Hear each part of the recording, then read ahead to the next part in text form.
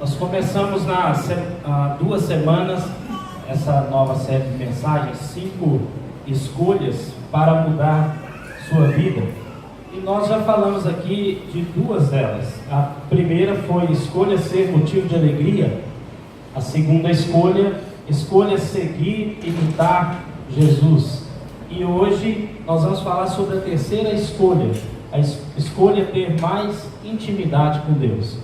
A proposta aqui é que, fazendo essas escolhas e honrando essas escolhas, que a gente tenha uma vida transformada pelo poder de Deus. Acredito piamente nisso. Até por isso que a gente está trazendo essa série de mensagens. Normalmente, em virada de ano, eu já disse isso aqui algumas vezes, é um período que eu aproveito que a gente está começando um novo ano para fazer uma revisão de vida, ver aquilo em que a gente pode melhorar, aquilo que a gente tem errado e buscar acertar, aquilo que a gente tem feito de bom e aprimorar isso. Eu sempre faço isso em virada de ano a nível assim, pessoal. E mais há alguns anos eu tenho decidido, sempre início de ano, trazer uma série em que leve a igreja também a fazer essa revisão de vida. A gente olhar para a gente mesmo e pensar em que eu posso ser melhor esse ano. Essa série, ela surge dessa perspectiva, e que a gente possa olhar para a vida da gente e repensar alguns valores, algumas práticas, para que o nosso ano seja ainda melhor. Isso porque, quando a gente faz isso, a gente percebe que a vida, ela realmente é muito curta e passa muito rápido. Antigamente a gente ouvia pessoas falando sobre isso, né? A vida é curta, passa rápido, a gente fica pensando, isso é papo de velho, né? Até você passar aí dos seus 30, 40, aí você começa a pensar assim, esse papo não é assim de tão velho, né? A gente começa a fazer parte desse negócio. Você começa como por exemplo, essa semana que nasceu ali a filha do Tiago e a Kelly. A gente pega no colo e é inevitável ficar pensando no dia que a Kelly nasceu, porque a gente estava lá pegando no colo, se alegrando, saltando de alegria, mas agora eu estou vendo o segundo filho da Kelly. Então você inevitavelmente você começa a pensar assim, meu Deus do céu, né? A gente está passando os anos e a gente tem que se dar conta disso. Mas essa não é uma percepção apenas minha ou de pessoas mais vividas. Alguns pensadores também falaram algo a respeito dessa questão do tempo. Eu coloquei aqui Rubem Alves. Rubem Alves, ele chega assim a dizer: contei meus anos e descobri que terei menos tempo para viver do que já tive até agora. Tenho muito mais passado do que futuro. Sinto-me como aquele menino que recebeu uma bacia de jabuticabas. As primeiras ele chupou com pressa sem dar muito valor, mas percebendo que faltavam poucas, rói o caroço. Sabe aquela ideia de que, como tem muita gente, vai afoito. Aí quando está acabando, a gente diminui a velocidade que é para durar mais. Rubem Alves está dizendo que a vida é assim. No início, a gente nem dá muito valor para aquele momento, às vezes, com família, aqueles momentos agradáveis que faz a vida ter cor, ter sabor, ter sentido. Mas à medida que a gente vai vivendo, você começa a valorizar o que de fato tem valor. E aí o dinheiro já não tem tanto peso assim mais, né? E aquela correria do dia a dia parece que diminui. Você já quer curtir cada segundo, cada momento com as pessoas. É assim que a gente começa a ver a vida depois dos 40. A gente começa a olhar com mais carinho aquele segundo a mais que você está com alguém que você ama. É curtir cada momento, porque você sabe que você tem menos futuro do que já tem de passado, não é? Mas não é só ele, eu trouxe uma outra aqui, Candy Chang. Ela diz assim: nessa era de crescentes distrações, é fundamental encontrar meios de manter o foco e lembrar que a vida é breve e frágil. Somos sempre desencorajados a falar ou mesmo a pensar sobre a morte. Mas compreendi que a preparação para a morte é uma das coisas que mais podem nos fortalecer. Traz clareza à nossa vida. Realmente é um assunto que a gente não gosta muito de falar, sobre morte. Mas depois que você passa os 40, é inevitável pensar que você tem menos futuro do que passado, e você começa a pensar assim: se eu já vivi mais da metade da minha vida, como que eu quero viver o restante? Mas esse não é um papo que deveria ser apenas daqueles que passaram dos 40. Quanto mais cedo você descobrir a valorizar relacionamentos e a vida, quanto mais cedo você descobrir isso, melhor será a sua vida. Você descobrir que vale a pena passar seu tempo com pessoas que você ama, que fazem bem o seu relacionamento com Deus, pessoas que você pode abençoar com a sua vida. Quanto mais cedo você descobrir isso, melhor será. Por isso, um conselho até que eu dou a você é o seguinte: seja um colecionador de amigos. Abra mão de ter inimigos. Se as pessoas quiserem tratar você como inimigo, que isso seja o problema delas, mas no que depender de você, colecione amigos, faça amizades, aumente seu círculo de pessoas que você convive, que você ama, que você pode abençoar e que você pode ser abençoado por eles. Amém? Porque a vida passa rápido, e quem descobriu isso de uma forma assim não tão agradável foi o personagem que eu gostaria de falar dele nessa noite, que está aí no texto do segundo livro dos Reis, capítulo 20. Esse texto já foi lido aqui hoje de manhã, e nós vamos reler agora à noite, né? Segundo Reis, capítulo 20, do versículo 1 ao versículo 6, que diz assim: Naquele tempo Ezequias ficou doente e quase morreu. O profeta Isaías, filho de Amós, foi visitá-lo e lhe disse: Assim diz o Senhor: ponha em ordem a sua casa, pois você vai morrer, não se recuperará. Ezequias virou o rosto para a parede e orou ao Senhor: Lembra-te, Senhor, como tenho te servido com fidelidade e com devoção sincera. Tenho feito o que tu aprovas. E Ezequias chorou amargamente.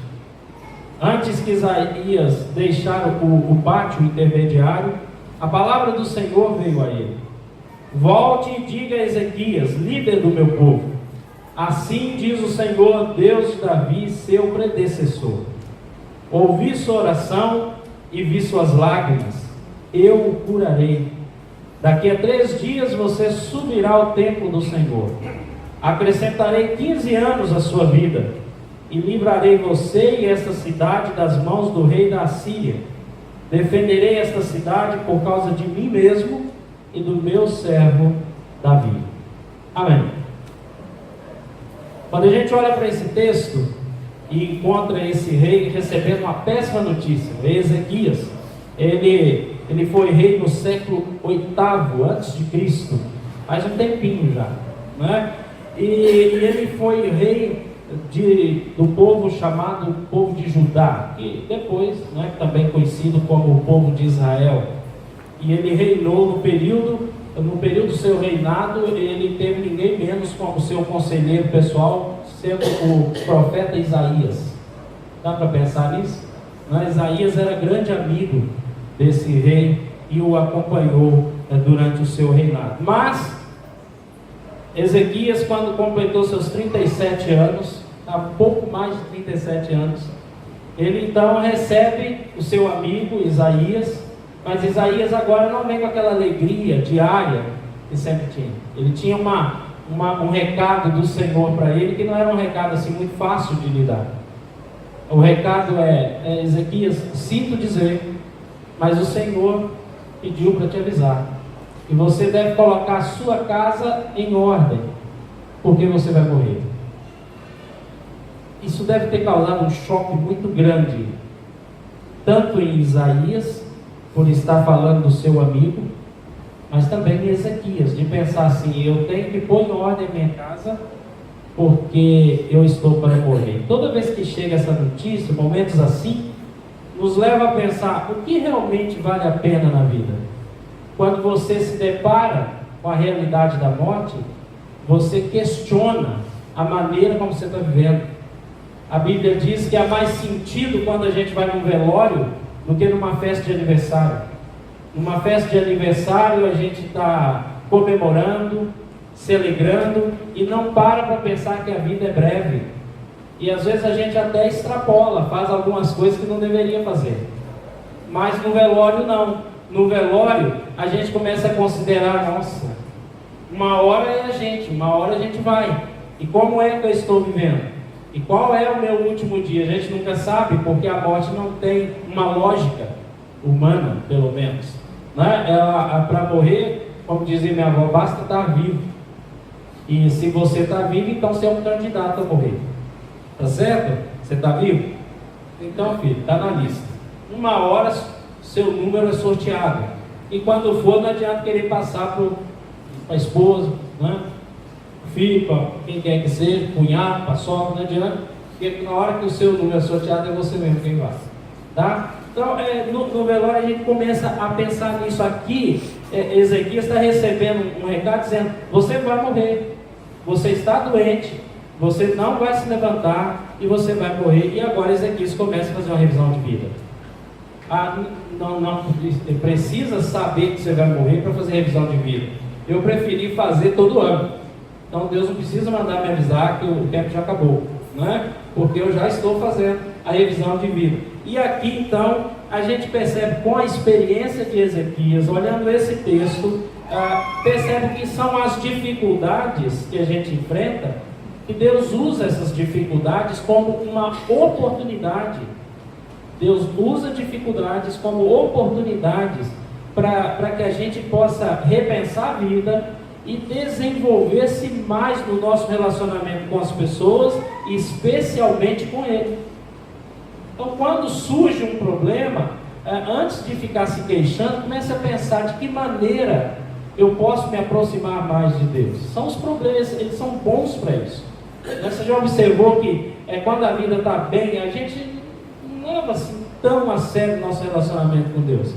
Mas basta surgir uma enfermidade, um problema sério, um desemprego, qualquer situação mais delicada, você já parou, você pelo menos espera aí, eu acho que eu preciso me aproximar mais de Deus. Não sei se com vocês é assim, mas pelo menos comigo é. Quando a situação fica fora do controle, a gente pensa assim: eu acho que eu preciso, quem sabe, fazer um jejum, orar mais, né? Conversar mais com Deus, pedir as pessoas para orarem mais por mim. Quem sabe não é hora de eu me aproximar mais. Os problemas, eles têm esse poder sobre a gente, de nos humanizar, de nos tornar, a gente passar a nos ver no espelho quem de fato nós somos e o quanto limitados nós somos, não é? Então use o problema como uma oportunidade para que você possa desenvolver a sua intimidade com Deus e assim fazer essa escolha: Senhor, esse ano eu quero ter mais intimidade com o Senhor. Deseje ter um relacionamento com Deus que você ainda não viveu. Olhe para o seu passado. Em que período você mais se aproximou de Deus? O que estava acontecendo à sua volta? Por que você tinha se aproximado de Deus? Por que não tomar uma atitude de escolher, fazer uma escolha certa, inteligente, sábia, e pensar: esse ano eu quero me aproximar mais de Deus, eu quero me relacionar com Ele. Se vierem problemas, eu vou aproveitar esses problemas para me aproximar, mas se não vier, eu também vou me dedicar a ter uma intimidade, um relacionamento com Deus ainda não vividos por mim. Mas como isso é possível? Como desenvolver uma espiritualidade contagiante? Como desenvolver um relacionamento com Deus que vale a pena? Olhando para esse texto, a gente aprende aqui pelo menos 3 coisinhas que Ezequias fez e nós também podemos fazer. Primeiro que eu percebo aqui é que Ezequias, ele enfrentou os seus erros. A mensagem do Senhor para ele é o seguinte: Ezequias, o Senhor mandou te dizer que você tem que colocar em ordem a sua casa. Você tem que colocar em ordem a sua casa, porque você vai morrer. A mensagem, você pode dar o foco nela na parte do que você vai morrer. Mas talvez não seja muito inteligente pensar nisso inicialmente. Ezequias ainda tinha algo a fazer antes de morrer, que era colocar em ordem a sua casa. A sua casa poderia ser realmente a casa de Ezequias, a sua família. Sua casa aqui poderia se referir talvez à sua vida como rei, sua vida profissional, ou a sua vida pública, a sua vida social, a sua vida particular. Talvez tivesse algo que Ezequias precisasse acertar diante de Deus. A gente sabe que, olhando esse texto, Ezequias era um homem temente a Deus, tanto que a sua oração, a sua resposta, ele diz isso: Senhor, o Senhor me conhece, sabe o quanto lhe sou fiel. Mas havia, mesmo na vida de um homem fiel, um homem dedicado a Deus, sempre há algo a acertar, porque nós somos imperfeitos, todos nós temos algo para acertar. E talvez a frase que precisa estar na nossa mente nesse momento seja: o que é a minha casa que precisa ser colocado em ordem? Gostaria que você pensasse por um tempo, o que hoje na sua vida precisa ser acertado? O que hoje precisa ser acertado diante de Deus?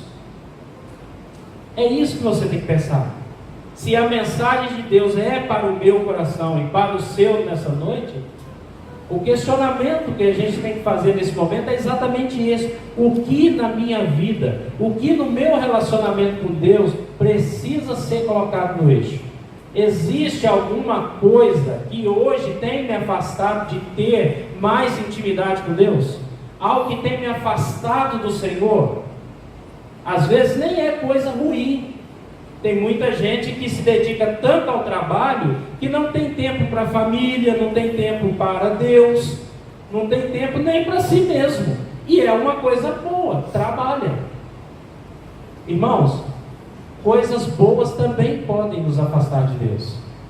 E é bom que a gente entenda isso. Tudo que é fora do equilíbrio torna-se um erro. Mas pode ser que exista também pecados a serem confessados, a serem abandonados, porque nós devemos servir ao Senhor com o coração puro, limpo. Se você tem conhecimento de que tem algo, a sua casa ser colocada em ordem, você sabe exatamente o que é, então se alegre, porque a mensagem de hoje é para você, não é? Porque Deus te trouxe aqui com esse propósito, não de morrer, mas de pôr a casa em ordem. Bom, vai que alguns sejam morrer também, né? Nós não vamos discutir isso com Deus, mas a questão é: ponha a sua casa em ordem. Vai morrer, você vai mesmo. Não sei se por agora, ou se daqui a alguns dias, ou se alguns anos, mas é bom a gente andar com a nossa casinha em ordem. Amém? Então enfrente seus erros. Ezequias teve que enfrentar essa advertência. Coloque, Ezequias, a sua casa em ordem. Veja o que está de errado e acerte de acordo com a palavra de Deus. Outra coisa que Ezequias teve que enfrentar e acertar para que pudesse ter maior intimidade com Deus era confiar em Deus. Não tinha como enfrentar os seus erros sozinho. Ele precisaria da interferência de Deus na sua vida, não é? E é interessante que assim que ele recebe a mensagem, ele está deitado. A Bíblia diz que ele estava com uma doença que o levaria à morte, e essa doença a Bíblia só fala que tinha feridas. Não sabemos que doença era essa, que a Bíblia não diz, mas ele tinha feridas no corpo, e essas feridas pelo jeito não cicatrizavam, não curavam, e aquilo levaria ele à morte. E Ezequias então, quando recebe a notícia, ele está deitado, ele está sendo tratado, porque ele está doente. E aí o que me chama a atenção é a atitude dele mediante aquela notícia que ele acabou de receber. Ele não culpa ninguém, não é? Ele não xinga, ele não briga, ele toma uma atitude bem diferente. Quando ele enfrenta, ele vê o tamanho do problema que ele está enfrentando, porque na verdade ele estava com dois grandes problemas. Um era a saúde, ele estava com uma enfermidade que o levaria à morte. E o outro é que enquanto o rei de Judá está acamado nessa situação e sendo preparado para morrer, ele tem conhecimento de que o rei da Assíria, Senaqueribe, está cercando a cidade onde ele mora para entrar em guerra contra a cidade e matar toda a gente do seu povo. São dois problemas seríssimos que ele tem que enfrentar uma vez só. Na vida, gente, não parece que é assim, tem hora. Você está enfrentando um problema sério, surge outro. Parece que é pouco, né? Miséria é pouco, é bobagem, dizia minha irmã, né? Miséria é pouco, é bobagem. Parece que é pouco. E de repente surge um novo problema. E aí acontece isso com o rei Ezequias. Ele está doente e agora o rei da Síria, com seu exército poderoso, cerca a cidade para conquistar. Nesse momento ele teria muitos motivos para se queixar. Eu servi a Deus e olha o que eu vou. Eu servi a Deus e olha o que está acontecendo comigo. Eu sirvo a Deus e quem se dá bem é o meu vizinho que não quer saber nada de Deus. Eu sirvo a Deus e sou eu que sou dispensado. Aquele colega de trabalho, ele recebeu, foi uma promoção. E ele faz tudo errado. E eu faço certo. Às vezes a gente fica com essa sensação de que fazer o certo não compensa. Mas não se engana. Ezequias, deitado no seu leito, ele vira para a parede e ele faz uma oração quando seu amigo já está de saída, Isaías. Ele está saindo. E ele então faz uma oração ao Senhor, dizendo, vamos ler comigo? Ezequias virou o rosto para a parede e orou ao Senhor. Leia lá. Lembra-te, Senhor, como tens servido com fidelidade e com devoção sincera, tenho feito o que tu aprovas. E Ezequias chorou amargamente. Lembra-te, Senhor, como eu tenho te servido. Ele coloca diante de Deus o que está no coração dele. Ele não culpa Deus, ele não culpa ninguém mais, ele não xinga, ele não se revolta, mas ele fala humildemente com o seu Deus, dizendo, Senhor, lembra-te. É como se dissesse assim, lembra de mim. O Senhor me conhece. Eu não estou falando com o Senhor só porque eu estou passando um problema. Não, para mim já é normal falar com o Senhor. Lembra-te, Senhor, eu fiz tudo aquilo que aprova. E ele chora amargamente. É aquele choro sentido. E que só quem chora assim sabe o que significa. É quando você chora porque não consegue expressar em palavras o sentimento. Mas aquilo dói no coração e dói na alma. Essa é a verdadeira espiritualidade, no sentido de relacionamento com Deus, ser verdadeiro diante de Deus, de abrir o coração diante de Deus. Ezequias não está aqui exigindo de Deus nenhuma postura por se achar ele merecedor, e pode dar essa ideia quando você vê o texto. Não. Ezequias está revelando uma intimidade que tem muito mais a ver com um relacionamento saudável com Deus no dia a dia, do que com um relacionamento religioso com Deus, no sentido de, eu fiz isso, então o Senhor tem que me compensar. Eu fiz isso, então o Senhor tem que me curar. Ele não diz isso para Deus, olha Senhor, eu fiz isso, o Senhor tem que me levantar dessa cama. Eu fiz por merecer. Ezequias não fala isso. Ele só está dizendo, Senhor, a quem eu conheço, a quem a gente caminha junto. E ele chora amargamente, clamando pela misericórdia do Senhor. E sabe, a Bíblia diz que Isaías está saindo do palácio, quando o Senhor fala com Isaías, dizendo, Isaías, volte, vai até Ezequias, diga para ele que eu vou colocar o plano B em prática, diga para ele que eu vou dar a ele mais 15 anos de vida, e que ele vai se levantar, e daqui 3 dias ele estará no templo. Fantástico. Deus ouviu a oração dele e deu a ele mais 15 anos de vida. Amém? Por último, aprendendo com Ezequias, a gente aprende a enfrentar nossos erros, a confiar em Deus e não entrar no desespero de querer resolver da nossa maneira, mas ele confia em Deus e tem esse cuidado de Deus.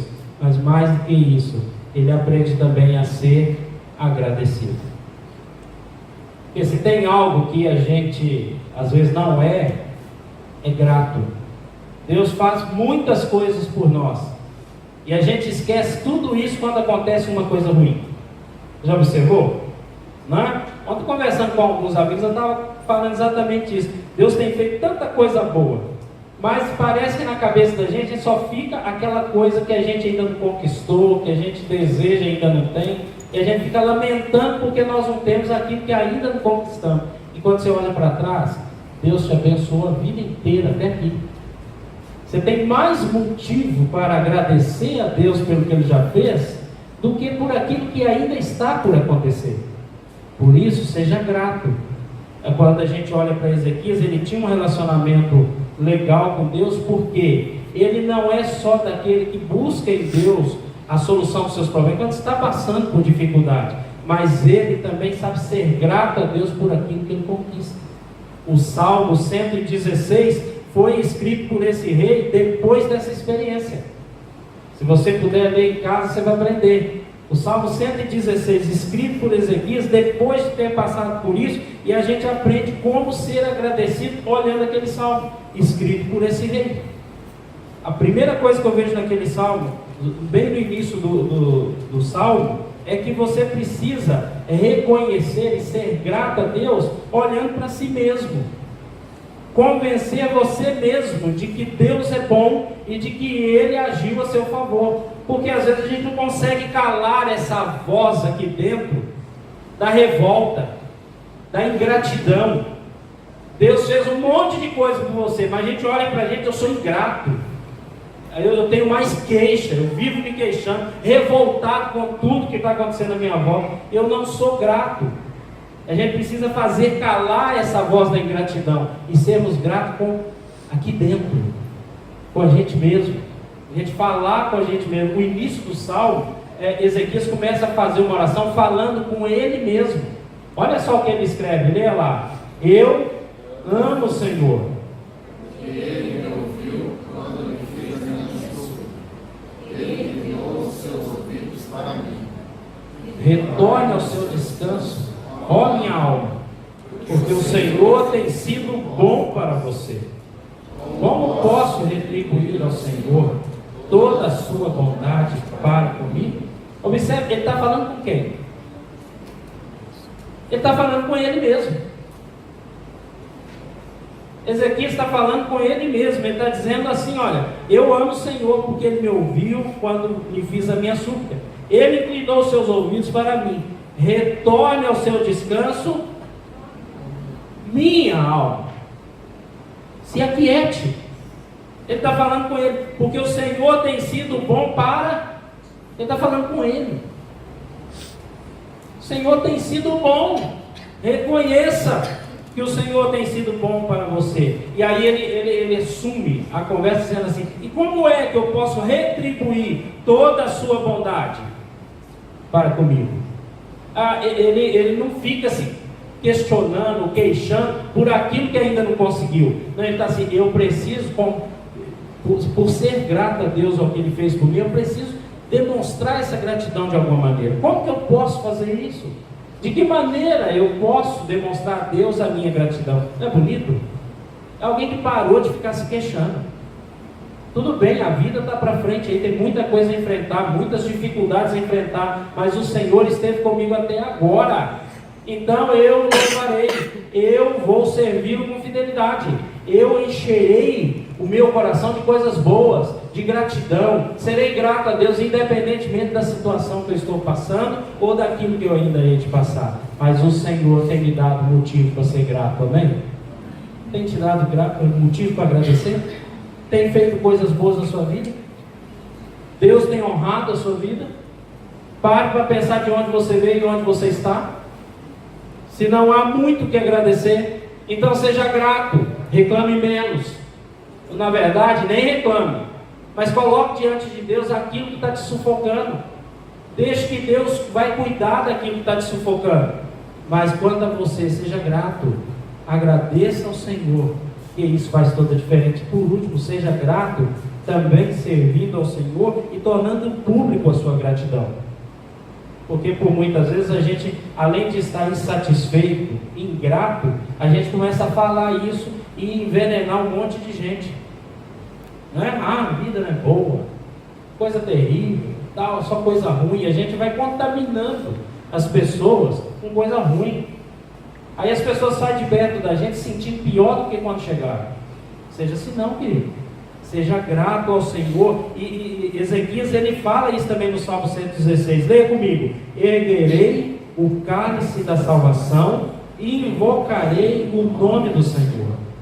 Cumprirei para com o Senhor os meus votos, na presença de todo o seu povo. Oferecerei a ti um sacrifício de... e invocarei.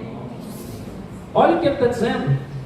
Eu vou cumprir para com o Senhor os meus votos. Se eu prometi ao Senhor alguma coisa, eu vou cumprir.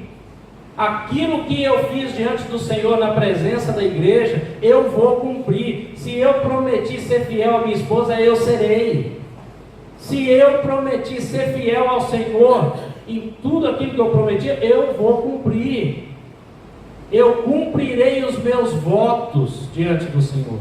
Eu não vou ser alguém infiel. Se eu falei que eu serviria ao Senhor com a minha vida, é isso que eu vou fazer. Eu não vou abrir mão daquilo que eu me comprometi com o Senhor. E ele ainda diz: eu vou fazer isso na presença de todo o seu povo. É fantástico isso. Sabe por quê? Porque às vezes a gente toma uma decisão, principalmente naquele período que a gente toma a decisão de ser cristão e de ser membro da igreja. A gente se compromete com uma série de coisas que depois a gente não cumpre. E fica como se estivesse tudo bem. Como se aquilo fosse palavras ditas ao vento, que Deus não vai pesar isso. Que Deus não está interessado de eu não estar cumprindo aquilo. Você está enganado, querido. Deus está de olho no que você andou prometendo, sim. Não importa quanto tempo faz que você prometeu. Mas Ele está interessado, sim. E quem sabe essa não seja a casa a ser colocada em ordem nessa noite. De dizer assim: eu me comprometi com Deus no passado com algumas coisas que eu não tenho cumprido na minha vida. Pois eu vou colocar minha casa em ordem. Eu cumprirei os votos que eu fiz ao Senhor na presença de todo o seu povo. É um bom começo, não é? É um ótimo começo. E ele diz assim: eu vou fazer mais. Eu vou oferecer um sacrifício de gratidão. Mas como isso? Sacrifício é algo que é difícil. Possivelmente ele esteja se referindo, quem sabe, não sei, a alguma oferta que ele daria, ou a algum serviço que prestaria a Deus, algo que exigisse dele um certo desconforto no início, que exigiria dele um certo sacrifício. Mas ele diz: eu vou fazer isso em nome da gratidão. Eu não estou fazendo para comprar nada de Deus. Eu estou fazendo para demonstrar minha gratidão a Deus por aquilo que Ele tem feito. Oferecerei a ti um sacrifício de gratidão e invocarei o nome do Senhor. Que sacrifício você está disposto a fazer em gratidão a Deus? Para pensar. O que hoje na sua vida você estaria disposto a abrir mão para servir melhor a Deus? E você estaria disposto a fazer um pouco mais para agradar, a título de gratidão a Deus? Deseje ter um relacionamento com Deus ainda não vivido, mas para isso, aprenda a enfrentar os seus erros, a colocar sua casa em ordem. Aprenda a confiar em Deus com os problemas que surgirem. Deixe as dificuldades nas mãos do Senhor.